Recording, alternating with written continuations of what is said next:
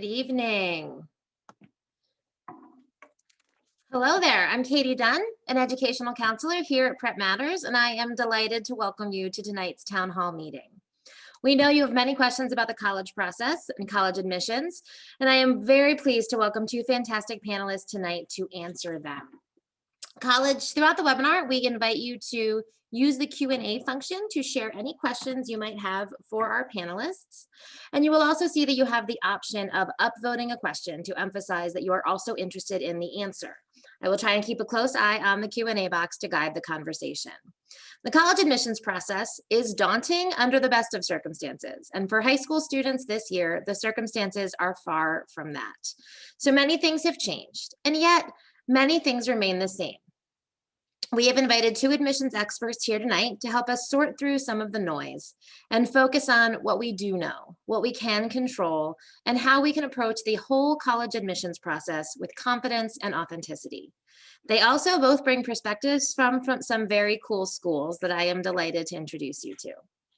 To get us started, I will introduce our panelists and ask them to kick us off by answering this first question. Would you share one piece of advice for current juniors about how to launch their successful college process with the least amount of stress? I'll begin tonight with AJ Howell-Williams, Senior Associate Director of Admissions at Santa Clara University. AJ is a native of San Jose, California, but has spent time in each of the four corners of the country. A former transfer student and athlete himself, AJ oversees the transfer process and is the admissions liaison for athletics recruitment. An admissions veteran, AJ has worked in higher ed for just over a decade and is also the author of It Ain't Rocket Science, College Counseling for Everyone, which may be my favorite book title ever. AJ earned his BA in Communication Studies from the University of Puget Sound, where he also began his admissions career. Welcome, AJ. Thank you, Katy. Let's see. So my advice, honestly, and you kind of hit on it, don't stress out. I know it is a stressful thing. It can be. But what I would say is, if you're a junior, especially with the world kind of opening back up, wear your mask and social distance, but get out there and see as many campuses as you can. I think a lot of campuses are allowing self-guided tours. So if especially if you're in the East Coast or wherever you are, there's probably a couple of schools within a couple of hours to a few minutes, from you. In my opinion, schools really fall into one of three categories. They're either small liberal arts colleges, medium-sized comprehensive schools, or the big sort of public research institutions. Walk around those campuses, see what feels good, and try and picture yourself in those environments. Other than that, Google is your tool. Private schools deal with averages. Public schools deal with sort of base requirements and all that. Be smart about it. I just did that on Monday with a student. I walked around a college campus and we had a self-guided tour and we were looking at our phones. And a nice benefit of that was so many students came up to ask her if she needed help or advice. And it really gave her a sense of the warmth of campus. So I love that advice. Welcome. Our next guest is Megan Starling, Director of Admission at Rhodes College. A 2002 alumna of Rhodes, Megan Andrews Starling returned to Memphis by way of Atlanta and Thailand. After graduation, Megan earned a Master of Science degree in Conflict Management from Kennesaw State University, probably a skill that is valuable in your current role, before moving to Thailand to teach English. As a Rhodes student, Starling studied psychology and was very involved in student life, but feels that her Rhodes experience was especially shaped by her membership on the field hockey team, the mock trial team, and as a Birch Service Scholar. So she can attest firsthand that Rhodes is truly a place that fosters lifelong connections. Such connections, she says, were greatly responsible for her return to Rhodes. I'm a little intimidated that there are two college athletes on this call. It's pretty far from my personal profile, but I'll try and be brave. Megan, welcome.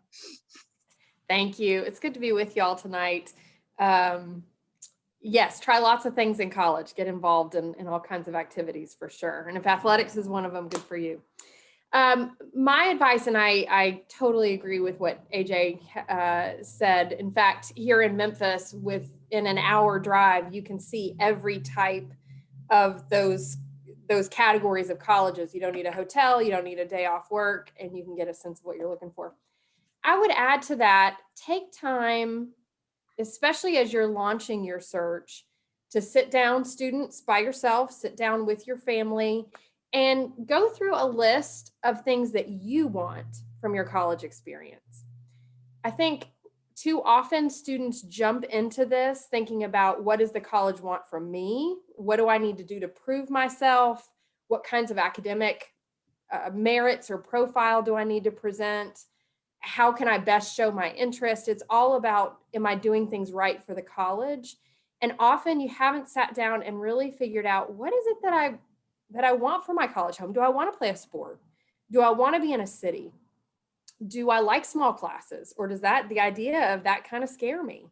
Do I want a place where, faith-based organizations are really common? Or sit down and think about some of those pieces that are in your everyday should include this, or I never want this to be part of my college experience, and make that list for yourself so that when you are walking onto a college campus, when you're meeting with an admission counselor, you're in the driver's seat saying, these are the things I want. How can your college fit my interest list?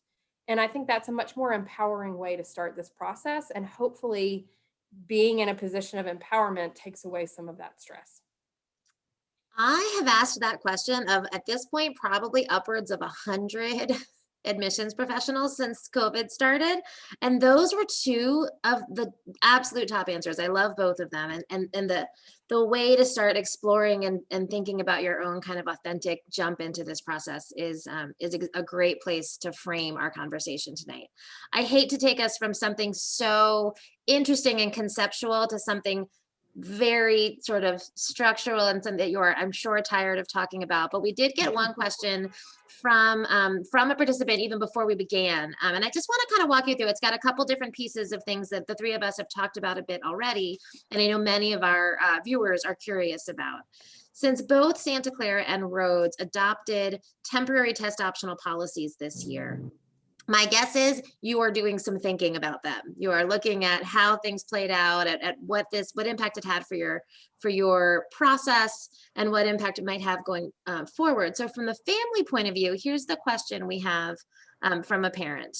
Given what you might have learned from this current year's test optional season, what advice would you give to students about applying test optional this year? For example, some schools have shown that their numbers of admitted students seem skewed towards students who had test scores. If you are choosing to apply test optional, do your grades kind of have more weight? Are they counted more? And how might this year's test optional national trend impact some of those spreads that students are using to determine whether to send their scores or not? So there's a lot in there, but mostly I think we're really just looking for kind of your reflection on test optional this year and moving forward. Megan, do you want to get us started? There is a lot in that question. So AJ and I might have to go back and forth on this one just to cover. No sweat. So Rhodes announced a 3-year test optional plan. So regardless of how this year went, we're in it for 2 more years. That's what our VP decided to go with. I think the consensus in our office is we won't go back. We are going to use those 3 years. In part, this was our plan to faculty, is that we would gather 3 years of data, demonstrate to our faculty that we are indeed bringing really strong students to campus, even those without tests. And I don't think we'll go back.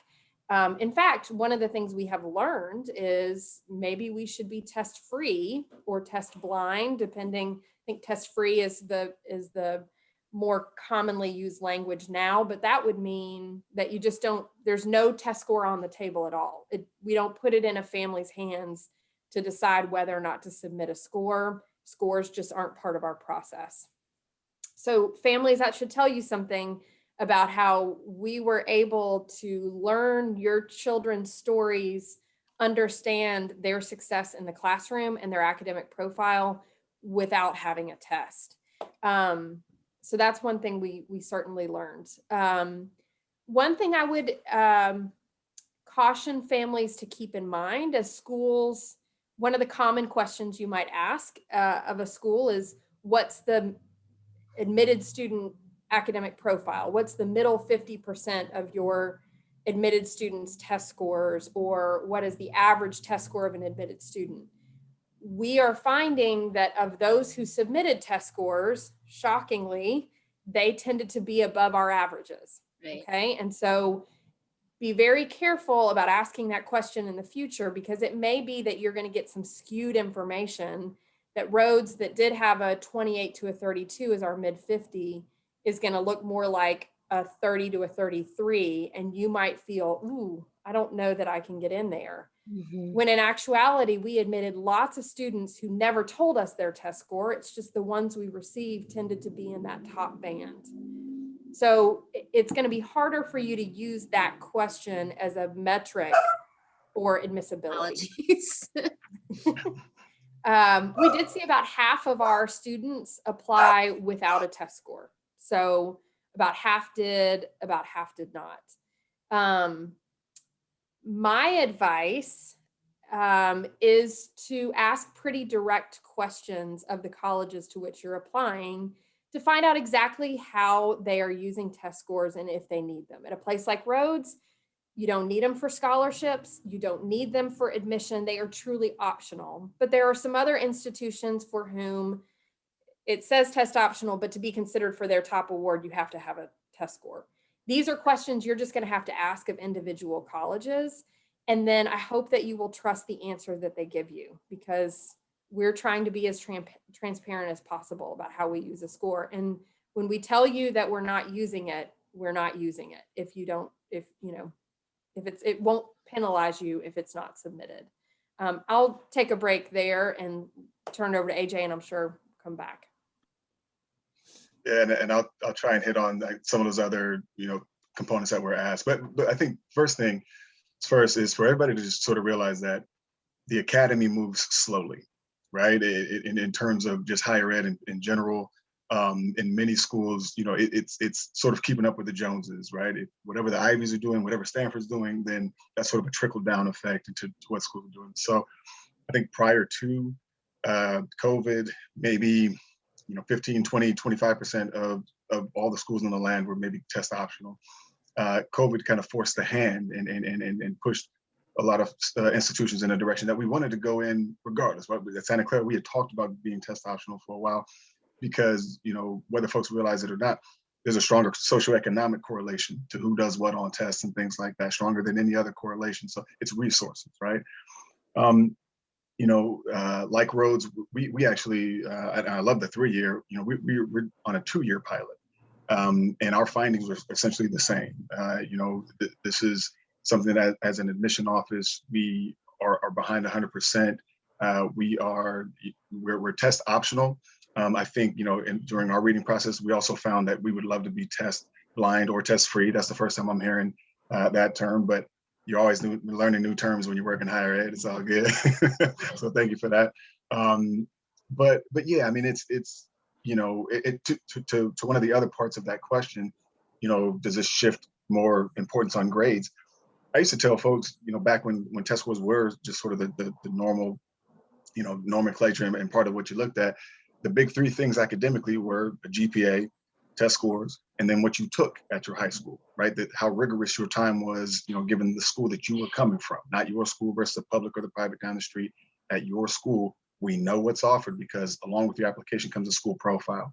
So, if you're applying to our, business major, or you're applying to our engineering school or things like that, then we're going to look a little closer at that math preparation. And if your high school offers calculus, hopefully you pushed yourself and you reached that by senior year. To me, a GPA is, probably the most telling indicator of, on a day in and day out basis, how much of a student are you? Do you go to class? Do you pay attention? Do you take notes? Do you perform and turn in your homework? That kind of thing. And so academically, those were the big 3. Now it's the big 2. So I will say that, again, like Rhodes, about half of our students, I think it was 47%, submitted test scores anyway. And that's not surprising. We're in California, we're in the Bay Area. Folks around here have resources, and so a lot of folks, even though we're a national school, folks come from all over. I think that 47% were folks who had taken the test already, or were able to find a way to take it somehow, that kind of thing. I think what we did see, and this is something that growing pains for admission offices, this year and then moving forward, given the uncertainty of COVID, we were really aggressive with our early applicants, right? And in terms of, okay, well, these folks have applied early in a pandemic. They're pretty strong. Our early action group is always strongest academically anyway, as a whole. And so, I think moving forward, we're going to try to figure out how to better balance admission in the early cycle with regular cycle, right? And so, because the strength of the early applicant pool really kind of ratcheted up things for the regular decision pool, and it always does, but even more so in COVID times when we had to really balance and say, okay, well, we can't admit everybody, that kind of thing. So it was because again, with testing optional, and we considered applicants the same for admission and any type of funding, especially merit-based monies, regardless of whether or not they submitted test scores. That said, with test scores going out the way, you have more students, more applicants who are admissible, right? As where maybe test scores in the past would have been sort of a bar that said, we can't go below that, So that'll be interesting, I think, for admission offices moving forward. To follow up on that, I have a question from a viewer that I think kind of connects to that. The way I'm going to ask it the way that they're asking, and then I'm going to reword it in the way I think I'm asking it. Without test results, what part of application package is increased in weight? The academics, the essay, the extracurriculars, and I wonder if if you've got an answer to a clear, concrete answer to that, I think we'd all love it. But I wonder if it's another question of, given that you both already had holistic, thoughtful processes of evaluation, what did change, if anything? What changed in the way you trained your readers? What changed in the weight you were giving certain things? How did, at the risk of sounding reductive, how did this evaluation season feel different from previous seasons? Sure. Yeah. I mean, so we, knowing, I think we had about a year, it was about a year ago now, right, that we kind of got the word that this is the route we were going. And so we did a lot of research in terms of the non-cognitive factors, right? And trying to find, which is tough to find in an application that's however long it is, 16, 17, 18-year-olds, submitting this, and thinking back to our own processes, I'm pretty sure we couldn't explain everything that we needed to explain, in an application. So anyway, we did that research and we tried to find, okay, well, what are the factors in terms of that non-cognitive, non-numerical aspect of an application that we're going to look for. That said, I just kind of tell folks, academically, you're either in the ballpark for an institution or you're not. And your essay, as great as it might be, isn't going to get you into Harvard if you got a 1.8 GPA. You got to be in the ballpark. So academics are going to they're going to carry the day regardless. But, the personal side really, I think, for a school like Rhodes, for a school like Santa Clara, for those medium-sized schools and that are those schools that are, the residential campuses and not commuter schools, we're looking to bring in interesting people. So the personal side is a great opportunity. If you have some extracurriculars, that shows that you have passions outside of the classroom, that you're not going to be a bookworm just holed up in your dorm. And because institutions want to continue to have dynamic personalities brought into their environments. Great. Yeah, the short answer to the question asked by the viewer in terms of which of these pieces is more emphasized, yes, is the answer. I mean, all of them take more of a front row seat. I think one of the ways that reading was different this year, and it was delightfully different, I too agree with AJ's assessment of the three-legged table of the academic profile. And we historically have needed all of those legs to be strong enough to support admission and or scholarships. And we would often read an application of a student who was really successful in the classroom and their GPA reflected that really strong rigor, and then a 25 on the ACT, which is a fine score, but given our academic profile, it's technically below our middle 50 and would take a student out of not necessarily out of scholarship range altogether, but out of a good scholarship. And that was hard as an admission counselor where we're practicing holistic admission, but it's like we have other apps where the 3 legs are all stronger. So that was a challenging thing. And this year we didn't have to worry about that extra leg. We could say this student is knocking it out of the park in the classroom. They're taking all the rigor we would look for. They're a leader in their extracurricular activities. Their letters of recommendation are awesome. Let's give them that scholarship that all of this points to. And so that was a really refreshing part of the reading process, because there are students, to AJ's point, there is clear information about socioeconomic impact on test scores, on access to testing over and over and over again. And we know there were students who applied with test scores that probably weren't reflective of their strengths. So that was a really refreshing part of the reading process. But yes, I think we are certainly paying attention to those other metrics more intensely, including letters of recommendation, just to make sure we're getting a sense that this student is ready to handle the rigor and the transition to our institution. Could we talk about letters of recommendation for a moment? Conventional wisdom would say that most colleges want to see letters of recommendation from junior year core teachers, that you're closer to the scholar you will be in college than when you're a junior than you were when you were a freshman. And those classes typically have a fair amount of rigor and independent critical thinking. So this year, I think a number of students are faced with the question of, I'm a junior, I'm taking great classes, but we have been online my entire school year. I may or may not be going back to school at all. I don't feel like my teachers know me. So if I'm in that situation, do you want to see junior year teachers? Can I dip back into maybe a teacher I had a great relationship with earlier in high school? What would be your sort of general advice for how students might want to think about who to ask to offer that academic insight in their letter of recommendation?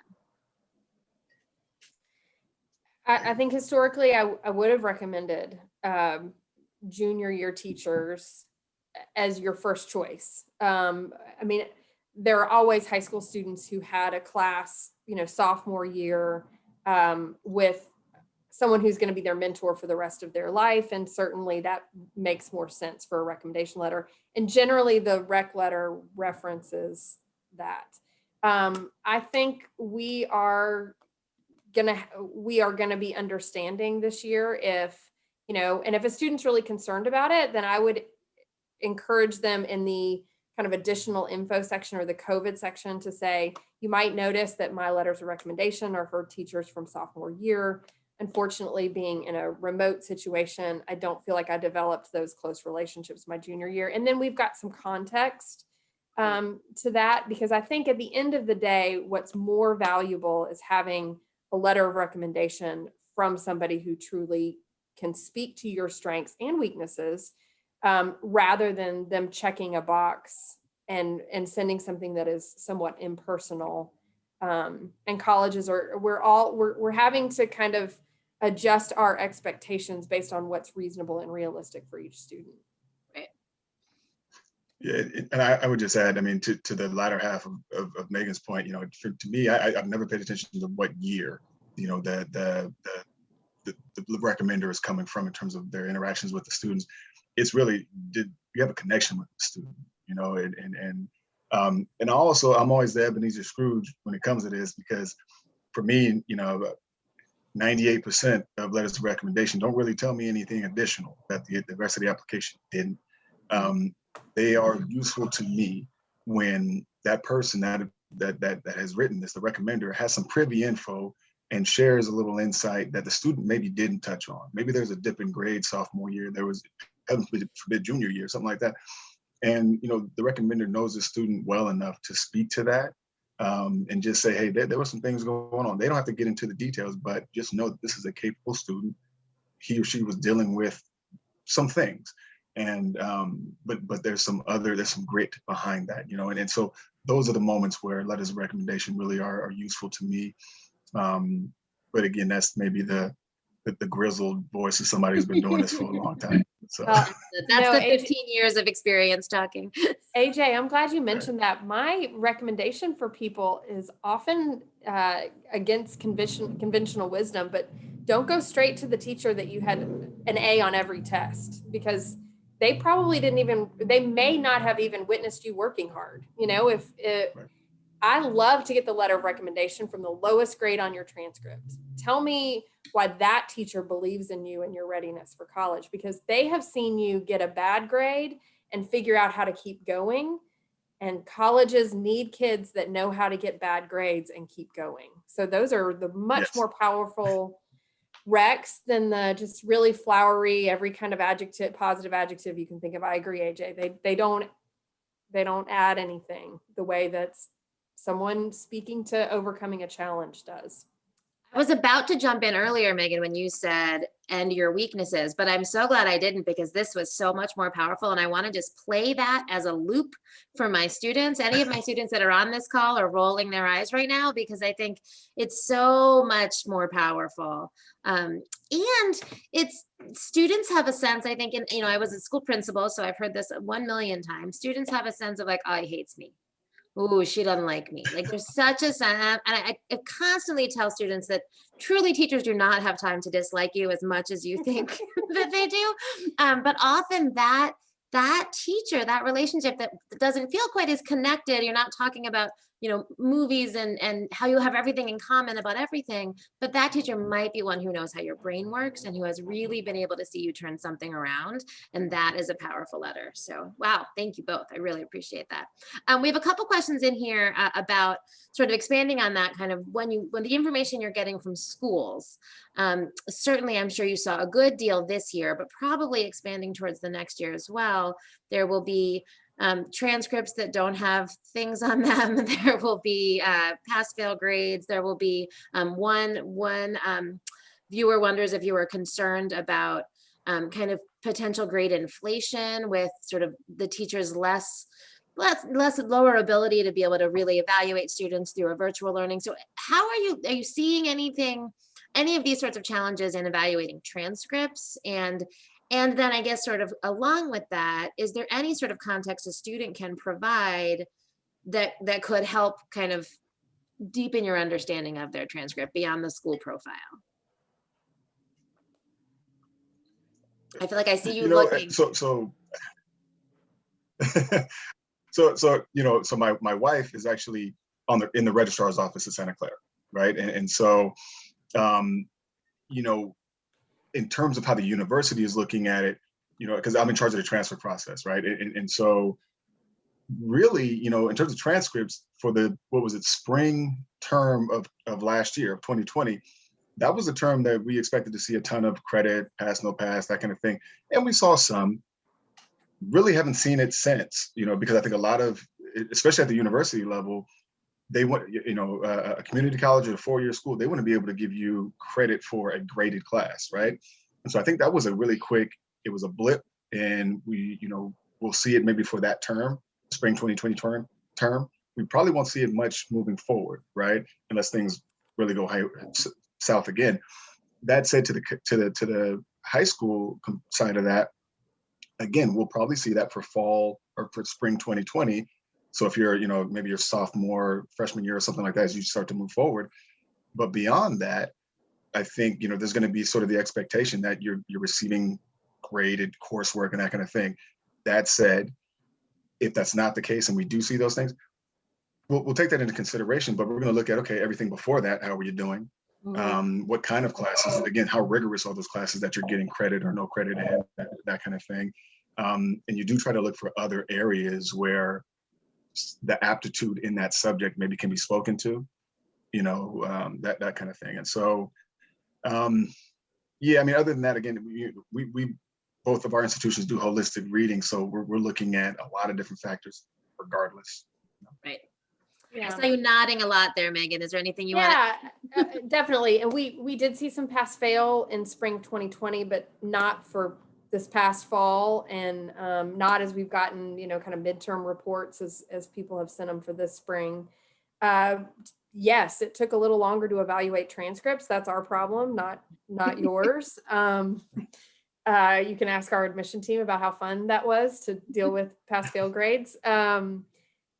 I think to speaking about grade inflation, we have very much found that high schools have done their best, as I believe institutions of higher ed have, to pivot to a virtual or remote learning model if that was required, that very much was in keeping with the rigor or the standards of their in-classroom experience. I've talked to many a high school student who kind of thought they were going to get a pass when they went all virtual, and they were like, oh, my teachers are like legit expecting me to do things. Me too. And yeah, and Rhodes students had the same kind of misconception about what it would mean to take remote classes. So we found that pretty much that the rigor that was in place and what we expected of the learning environment when people were in person, maybe spring of 2020 was a bit of a blip in the radar, but people got back on track with what their school traditionally expects of students by fall. Can I just add one little part? Yeah. So in terms of like the grade inflation thing, one of my biggest pet peeves is when a transcript says that grades are unweighted, but the value is over a 4.0. I don't understand that. Ew. And how numbers work. Right. Yes. Yep. Yes. Evaluating transcripts, for those on the call may not know, a lot of colleges will take your transcript and just reconfigure things so that we get a GPA that fits within our institutions the way we read, whether it be all academic courses or giving you different weight for different classes. So we interpret transcripts from all over the world, and some of them make more sense than others. So I recently had a parent ask me that she told me that her son's school doesn't provide a GPA on the transcript, just gives the course names and the grades. And she said, is that okay? What should we do? And I said, actually, I think that's probably better. That's what they're looking at anyway. It certainly isn't going to hurt him. It's fine. Those colleges are ready for 10,000 high schools, different versions of what a transcript looks like. And as you say, that's your problem. That's right. That's our problem. Not on us. I want to shift to I say transfer schools. I say transfer schools. I want to shift the conversation a little bit to the college search again.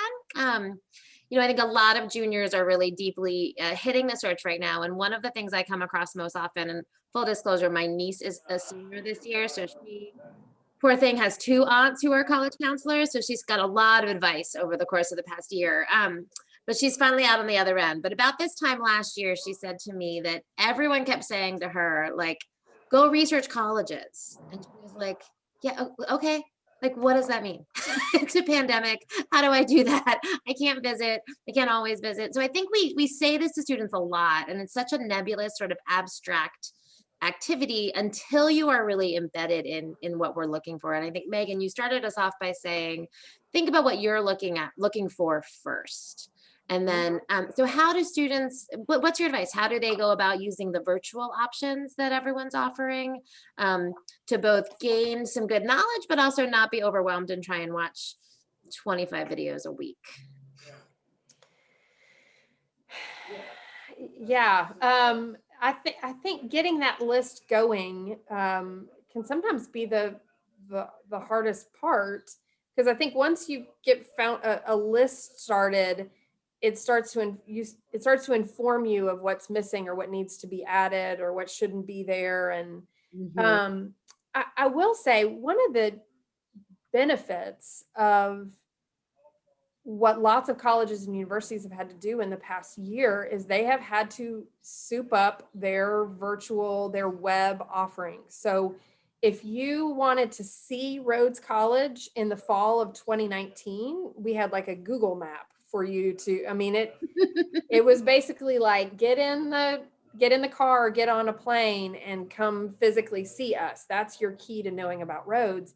And now, I know students are still somewhat reticent to commit without being on the campus, but now, Rhodes is your home through so many different virtual offerings. So I think I would start with some of those key pieces that you want in a college or university. And there are a lot of search engines out there that will help you kind of designate those things and get you started with a list. And then of course they have algorithms that say, well, if you like this school, you should like this one too.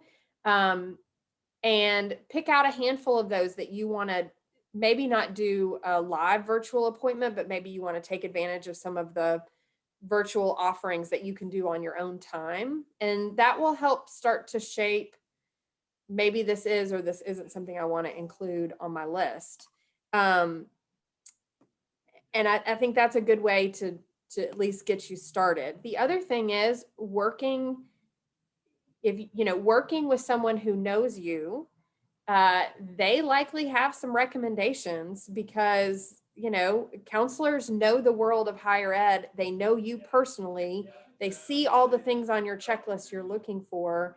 And you should trust that initial list, that other people who know you better and know colleges and universities better than you have given, because often you'll get something recommended to you that's not, an Ivy or the most popular universities in the country, because your criteria doesn't really point you in that direction. And finding resources, people you trust, your counselor, that will help steer you in that direction is really valuable. And a quick plug for that, most school counselors start with a piece of the process where you are filling out a brag sheet and kind of giving them some information about you. And I really advise you to do that, take that seriously, because your school counselor has a vast amount of knowledge and is there to help you build that list. And they can do it best if you're sharing those initial thoughts on what your high school experience has been like and what you're looking for in college. AJ? Yeah, no, I 100% agree with that. And I think I would only add, have an idea of what you want to study, the area you want to study, when you're going in. And I say an idea because, college students change their mind and major about 2 to 5 times, on average. I would say, have an idea of where you can see yourself living after college, right? Whether that's East Coast, West Coast, whatever have you. In the sense that universities have their strongest ties to alumni, to job opportunities, just resources within their immediate area or their region. So, myself being from the West Coast, I went to prep school back east right after high school, right? So I was fine with going to East Coast and all that. Enjoyed it, loved my time out there, saw New York and Boston and all that for the first time. When that cold hit, I said, oh, maybe I'm a West Coast guy, and so, so have an idea in those two areas, but obviously be open to change. I think if we've learned anything, change is the only constant. So, but Megan has some great advice. I'm currently sitting 20 minutes from where I went to college, so that tracks. Yes. And there's nothing wrong with saying as you're making your college list, I need to go somewhere with certain type of weather. There's nothing wrong with that. Because this is going to be your home for 4 years, Now, I am not a fan of choosing your college because the residence halls are palaces, because you shouldn't be spending all that time in your dorm room anyway. But things like, I was never going to go to Maine for college. I just can't stand the cold weather. So, knowing that you're somebody who wants to have access to getting home, even if you don't go home every weekend, but your family is not going to be able to afford a plane ticket at the drop of a dime. And so you need to be driving distance from home because that is important to you. There's nothing wrong with these kinds of criterion in building your college list. Right. Probably going to keep you at that college longer.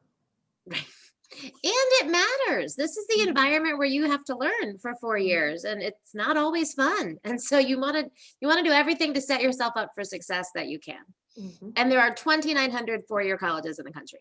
Right. So you can find one with all the things that you want. You can find a lot with all the things that you want. That's right.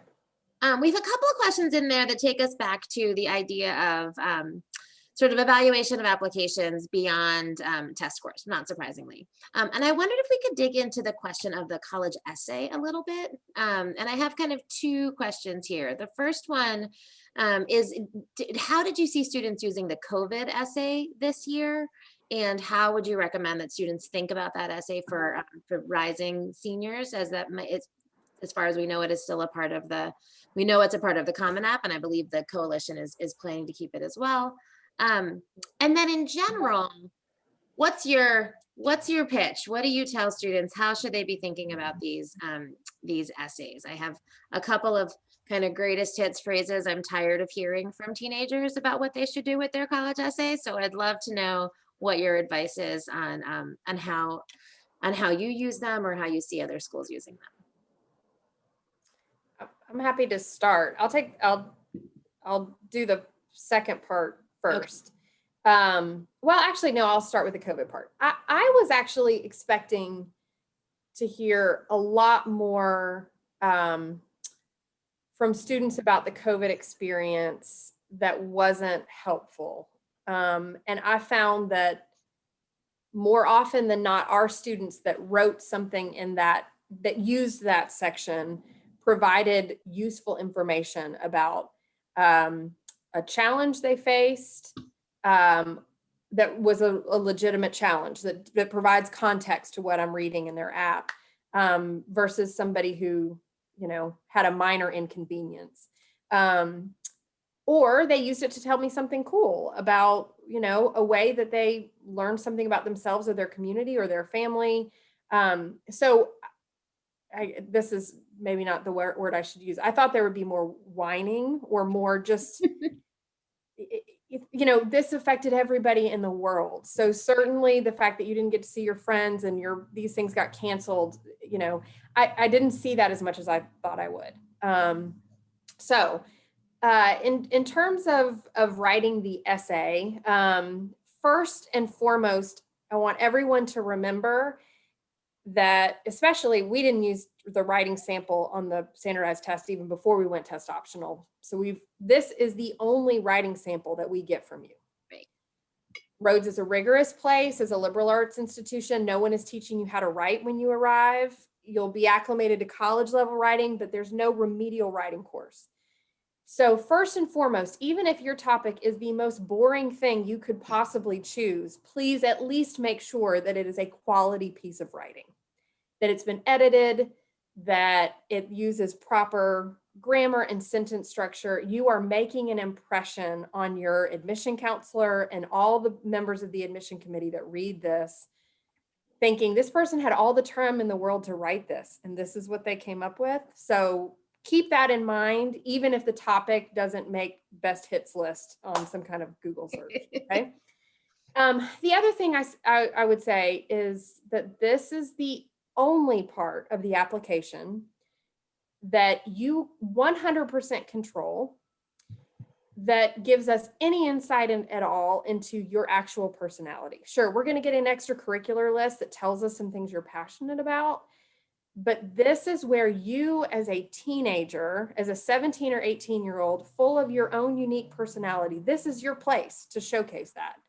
And I think far too many students don't choose to use that space wisely. So, and not so much in the topic, but in the tone or the language you use. So one of the things I recommend is think about how you would tell a story to your best friend.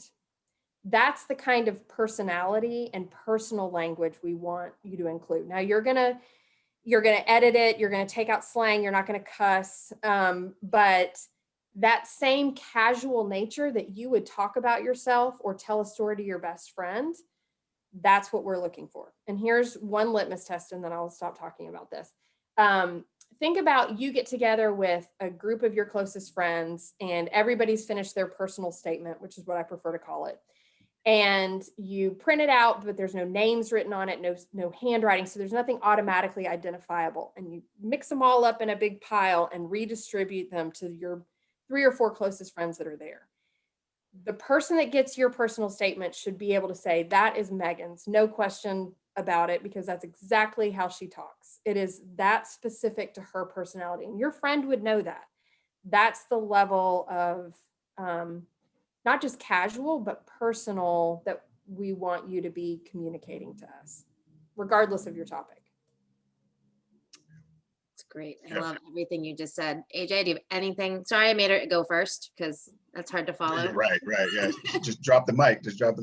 No, that was an awesome answer. And I'll just say that, the essay is the part that we tend to look forward to the most, right? That is, you know, if you're gonna, so when I worked at Puget Sound, a liberal arts college, and the nature of that admission process, we would do much more of the committee, right? You sit around and you make a case for a student, say, no, this student, we need to admit the student because, and the essay really was what you would cling to in that, you know, in that, making that case.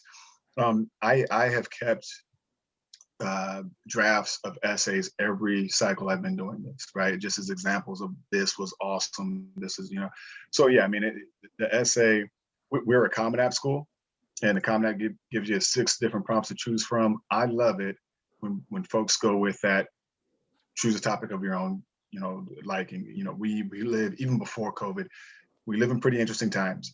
And so, you know, if you can't consider who you are as a person, what you plan to do with your life, what the college that you end up going to, if they have some kind of mission statement that is particular, how that's going to impact your journey, that kind of thing.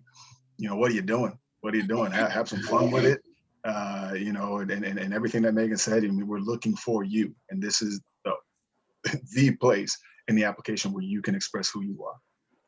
And you're right. It's the place that you have the most control. So much of being a teenager is about places that you are not empowered. And this is a place where you are truly empowered. Yep. I had a student years ago, speaking of keeping samples, I do the same. And you want your personal statement or your essay kept because it's remarkable, not because it's, you know, what not to do.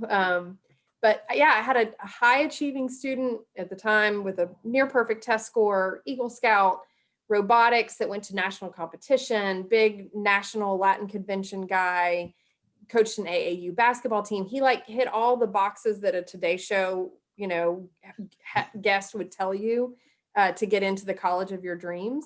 And he wrote his essay about his love of the hot and ready pizza. And it was awesome. I knew all those other things from his application, from his activities list, from his recommendation letters. So all of those high flying achievements were communicated. That the personal statement told me about the 17-year-old I was admitting. Right. And I loved it. I kept it, and he didn't come to Rhodes, but he's now an engineer somewhere. But yeah, don't be afraid to be yourself, truly, and write about something that you care about as a 17-year-old, even if it's not, you know, a Nobel Prize winning topic. Perfect. I have 2 questions from the audience that I think are quick. I want to do those, and then I want to kind of have a wrap-up thought and let everyone get back to their, well, evening in my part of the world, less evening in AJ's part of the world, somewhere in the middle in Megan's. So one of the questions is, will there be, in your evaluation process, any increased weighting of AP exam scores, not the class, but the test scores, given that SAT subject texts are not happening this year? I see a clear no from AJ. Yeah, I think the part of the thinking here is that the SAT subject tests were not considered very much, which is why the SAT with the College Board got rid of them. I think in a way they made a lot of students feel better because, again, it was sort of one more thing I could put on my list. But I think college has been pretty clear for a number of years that the vast majority of schools were not looking too deeply at them. The only caveat I would add to that is a homeschool student who doesn't have a lot of instruction in a third-party environment. Right. AP scores can provide some standardization to what you've learned. And that's always been the case, but certainly that would be more of an indicator than an SAT too. But that's the only, and we still don't require them even for homeschool students. So great. And then both of you mentioned that about 50% of your students, I think AJ said it was 47%, of your applicants had not submitted test scores or had submitted test scores. I think it was had submitted. It's the middle, so it doesn't really matter. Do you have those numbers for the percentage of admitted students who had test scores? I do. We don't. No, we haven't looked at that yet. Yeah, about 40% of our admitted students submitted a test score. And I will say I have been collecting a bunch of schools' numbers on that, just for the audience's benefit. And the vast majority of schools, they're pretty in lockstep. It's clear that there's not, at least this year, a sort of statistically significant variance between students who submitted them. And there are a couple of outliers, I think, out there, but most schools, it seems to be very, very similar numbers. All right, well, I And have I would so just many I would more imagine ours falls in the line. along those Oh, I'm lines. sorry. I would imagine ours falls in line with that. Yeah. Great. I have so many more things that I would love to ask, but I also need to let everyone get to their evenings. So I would love to end on one of the fun kinds of questions. Can you just share with us one thing that you're super excited about your institution, that we can take away knowing some very cool thing about Santa Clara or about Rhodes? I'll go just in part because we've started to. Sure, yeah. We've started to sort of transition back, right? So I'm actually going in the office tomorrow, but we by the fall, but it's pretty much the outside is done, like basically a brand new crown jewel of the center of the campus. So like a $300 million STEM facility. So I'm pretty excited about that. And then we also have a brand new practice facility. So a new weight room. I'm excited about that. So it seems a little unfair. It was already such a beautiful campus. So, nice. And how about you, Megan? Yeah, similarly, we have taken advantage of having a lower density campus to get some work done for refreshing some residence halls. And we are actually building a brand new residence hall that is also going to host shared community space, office spaces, planning spaces for all of our multicultural groups, which is something that has been needed at Rhodes in the past. They've had space, but not dedicated in terms of the scope for the number of our students who are interested in using it. So it's going to be both a community space, but also a brand new residence hall, and it will open not this fall, but next fall. And that's something we're really excited about as well. Wow, even though you just told us that we shouldn't be choosing colleges based on residence halls. That's right, I did. But a community space is something you can choose. There we go. And you can choose a college. You can choose a college based on their commitment to residential life. Yeah. Just not whether or not they put you in palaces. I was just telling the same young woman on Monday when I was visiting a college that I chose a terrible but very fun dorm in college, and that's the one I recommend. We didn't have our own bathrooms, we didn't have air conditioning, but we had a great dorm, and I think that's the gold standard.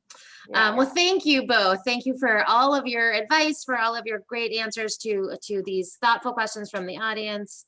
I'm very grateful. To all of our viewers, please reach out to us at edplanning@prepmatters.com with any questions, suggestions, or comments. And I think I can speak for both AJ and Megan to say they are more than welcome, more than happy to hear your questions as well. I know we didn't get to quite all of the questions in the Q&A box, and every admissions team member that I've ever met is truly eager to share more of their insight about their process and their school. So please reach out to them as well. Our next town hall takes place on Thursday, May 13th at 7 p.m., where we will be discussing the ins and outs of letters of rec, especially during a pandemic. And I hope everyone is staying safe and healthy. I wish all of you the very best. Have a great evening.